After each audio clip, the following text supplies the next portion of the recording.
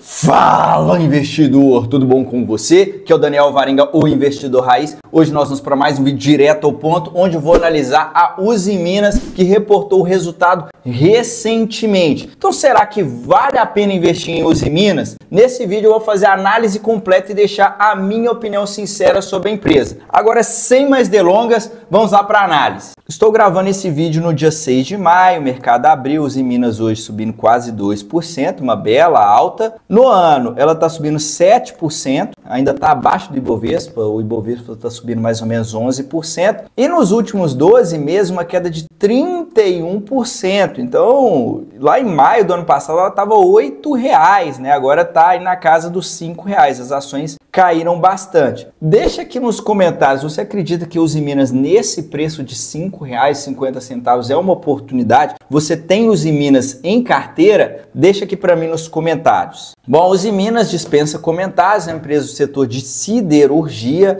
Ela tem parte da sua receita vindo de produção e venda de minério de ferro, mas o forte do negócio dela é a siderurgia. Código de negociação, o ZIN 3, o ZIN 5 e o ZIN 6. Se você for investir, eu sugiro que você vá na 5, tá? Porque é a que tem maior liquidez, as outras não têm tanta liquidez. Ela tem 80% de tag along na ação com o final 3, que é a ação ordinária, e a ação preferencial, que é o ZIN 5, não tem tag along. Então, se você for investir, tem que estar ciente que a governança não é das melhores. Se tiver troca no controle, né? Se alguém fizer uma oferta para comprar Usiminas, você pode acabar sendo prejudicado. Entrando aqui na posição acionária, é o que eu estava comentando, né? Repara que a ZIN 3, a ação ordinária, só tem 7,5% das ações que estão na bolsa, enquanto a preferencial tem 73%. Então, se você for investir aqui, tem muito mais liquidez que a ação ordinária. Repara aqui que tem alguns grupos aqui por trás, né? A Companhia de Siderúrgica Nacional, aí tem Nippon Steel, que é uma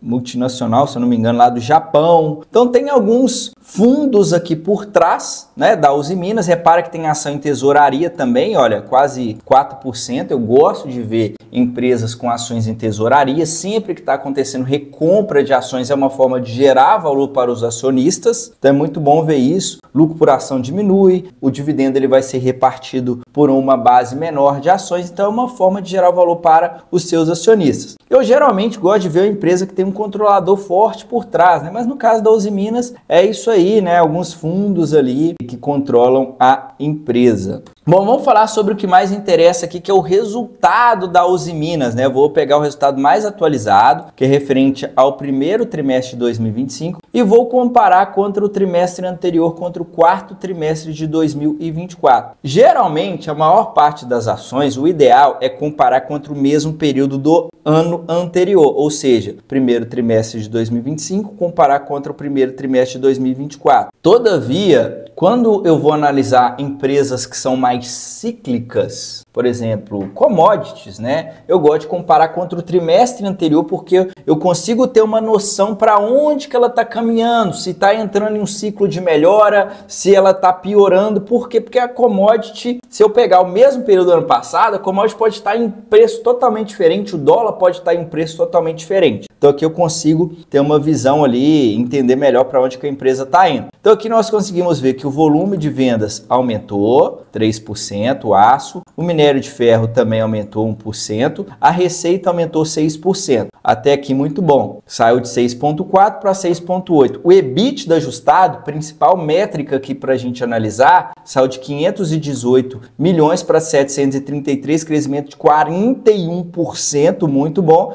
E ela reverteu um prejuízo de 117 milhões para um lucro de 337.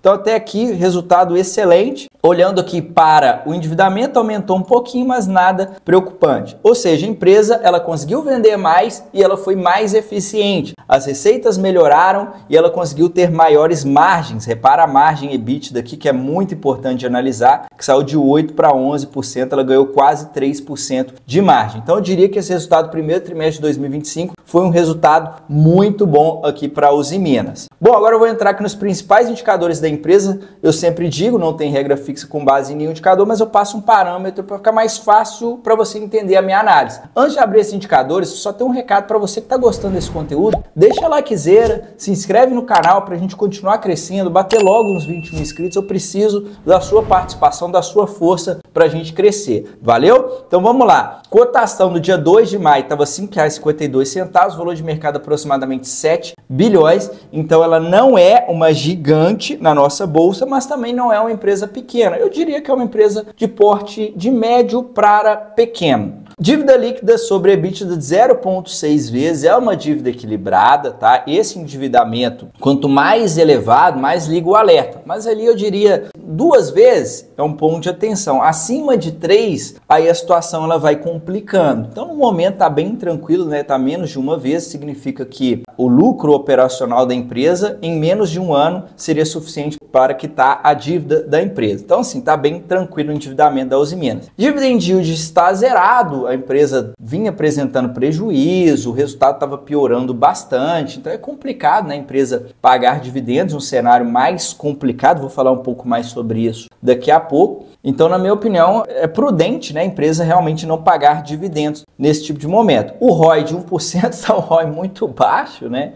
Agora que ela está melhorando, voltando a dar um lucro de forma tímida, margem também bem apertadinha, né, 1% de margem, então eu até deixei em vermelho, tanto o ROI quanto a margem estão muito baixos, mas aos poucos está melhorando, né, porque nem tinha margem, nem tinha rentabilidade, porque estava dando prejuízo. E o indicador de preço, que é o EV sobre EBITDA, negociando 4 vezes o EBITDA, olhando para esse indicador, as ações sim estão baratas. Eu considero um múltiplo de preço, vamos dizer assim, nem caro nem barato, um preço justo, mais ou menos de 8 a 10 vezes EBITDA. Então, quanto mais abaixo de 8, mais baratas as ações estão. Então, nesse valor de R$ 5,50, para mim, no momento, as ações estão sim baratas. Outro indicador de preço, que é o preço sobre valor patrimonial, que ele mede quanto a empresa está valendo frente ao quanto que ela tem de patrimônio. O patrimônio é o capital dos sócios, é o resultado entre os ativos menos os passivos. Então, se a empresa vendesse, né, entre aspas, todos os ativos para ela poder pagar tudo que ela deve, sobraria o patrimônio líquido, que é o capital do sócio. Aqui a gente consegue ver que hoje a Uzi Minas na bolsa ela vale muito menos do que ela tem de patrimônio. Ela está valendo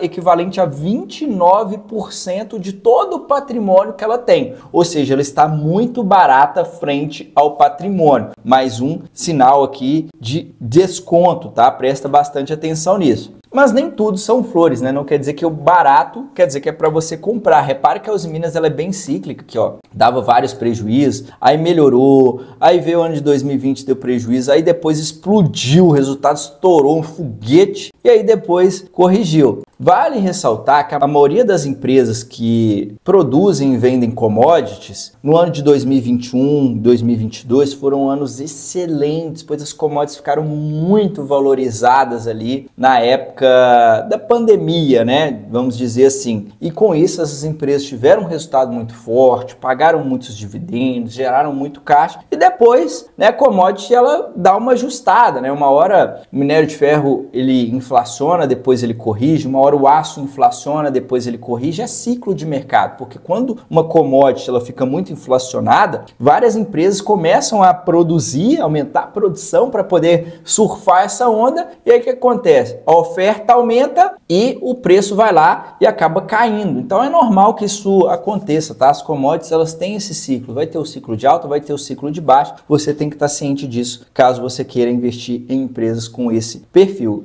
Olhando o histórico de cotações da Uzi Minas, olha que loucura, né? Esse tipo de empresa mais cíclica. Ela saiu de 72 centavos, bateu mais de R$30. Então, assim, quem comprou nessa época aqui, vendeu aqui, vendeu aqui, vendeu aqui, vendeu aqui, ganhou muito dinheiro. E aí, de repente, ela derreteu a cotação, depois subiu.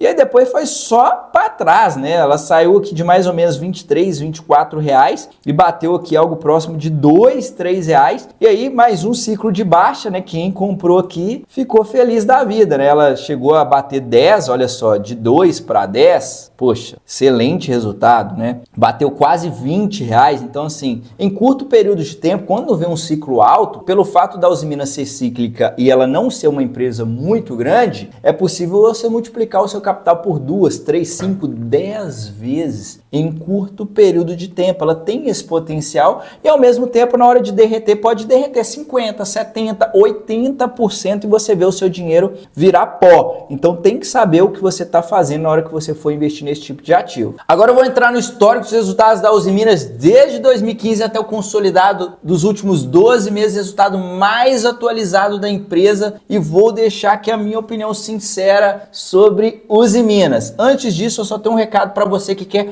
acelerar os resultados da sua carteira de investimentos. Você está meio perdidão aí no mercado ou está começando agora e quer atingir seus objetivos mais rápido, investindo com segurança, tendo um planejamento para isso, eu vou te convidar para o meu programa de consultoria. Lá eu vou fazer uma análise da sua carteira de investimentos e vou estruturar uma nova carteira de acordo com o seu perfil, de acordo com seus objetivos e de acordo com a sua realidade. Basicamente, a única coisa que você vai precisar fazer é copiar e colar essa carteira e colocar o dinheiro para trabalhar. Então, se você tem interesse, clica agora mesmo no primeiro link que vai estar na descrição desse vídeo e entra em contato comigo via WhatsApp para mais informações. Então, vamos finalizar essa análise? Bom, a receita da empresa melhorou, olha só, 2024 ela começou, hein? Começou a respirar, ó. Receita melhorou, ó, de 25 para 26, o EBITDA de 1,7 para 2 e reverteu o prejuízo, voltou a dar lucro. Se compararmos aqui essa receita, ela tá em um patamar ali superior de 2020, o EBITDA tá bem fraquinho ainda, né? Ela voltou pro EBITDA ali que era mais ou menos de 2016, 2017, 2018, mas é uma melhora. A principal métrica que a gente tem que olhar aqui na Uzi Minas é realmente o EBITDA, tá? E o fato dela voltar a aumentar o seu EBITDA é muito bom, porque ele estava piorando aqui desde 2022 e não parava de piorar, né? Inclusive, ela estava com o EBITDA pior do que ela tinha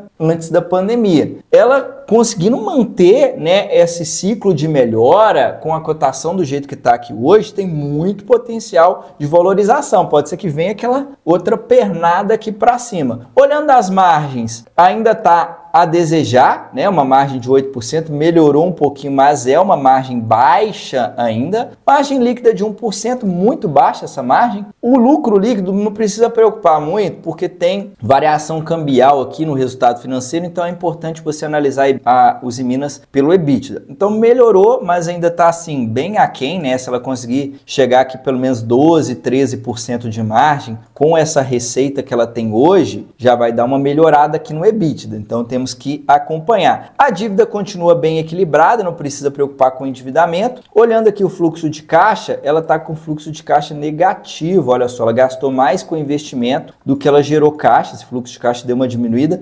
Olhando para fluxo de caixa também, você não pode ficar esperando que ele vai ficar crescendo igual o lucro. Ele oscila muito dependendo da estratégia que a empresa for fazer. A Uzi Minas estava investindo muito aqui desde 2021, ela teve que fazer várias manutenções ali nos seus fornos, etc, para poder manter a sua produção, né, para ela continuar operando ali com qualidade. Agora deu uma diminuída no CAPEX, mas está gastando mais com investimento do que está gerando de caixa, que é um ponto de atenção, tá? E no geral, qual é a minha opinião aqui sobre a Uzi Minas? Bom, eu particularmente não gosto tanto de aço, eu prefiro outras commodities devido à questão da margem. É muito volátil que a margem, né? Olha só, quando vem um ciclo muito bom, olha onde que a margem chega, né? Mas no geral, se a gente pegar aqui a média, é uma margem razoável, né? Se a gente pegar aqui, ó, de 2022 para cá, a média da margem dela foi de 8%, que é uma média de margem EBITDA apertada. O ponto positivo é que ela tem uma dívida bem equilibrada, mas ela está em um setor ali que é complicado, né? A China, por exemplo, está socando aço no mercado, né? As empresas vêm falando que é uma concorrência desleal, pois a China está vendendo aço muito barato, o Brasil ele está importando muito aço da China, e a Uzi Minas ela está posicionada principalmente para o Brasil, ou seja, se ela vende para o Brasil e aqui o que está acontecendo é que o pessoal está importando da China muito mais barato, ela acaba sofrendo. Então ela não é uma empresa que tem tanta vantagem competitiva, ela está diminuindo o custo, né, para ela conseguir mais margem, Mas por isso que eu falo, esse tipo de empresa cíclica, eu gosto que ela tenha uma margem constantemente, uma margem EBITDA alta. Por quê? Porque na hora que vier o ciclo ruim, ela tem onde espremer, ela consegue continuar apresentando bons resultados. A Usiminas até que ela dá lucro, né? Mas diminui muito o lucro, né? Olha só, o lucro operacional de 1,7, 1,8, tem uma dívida até equilibrada, mas para mim é uma empresa mediana. Se você souber momento para comprar, ela tá assim muito barata, tá? Então assim, é um ativo que tem muito potencial de retorno, mas você tem que ter um feeling grande para você investir. Por quê? Não é um negócio que você vai ficar só comprando segurança. Você tem que comprar, vai ter um ciclo bom, você vai lá e vende, vai, compra no ciclo ruim, tem estômago, segura, fica apanhando,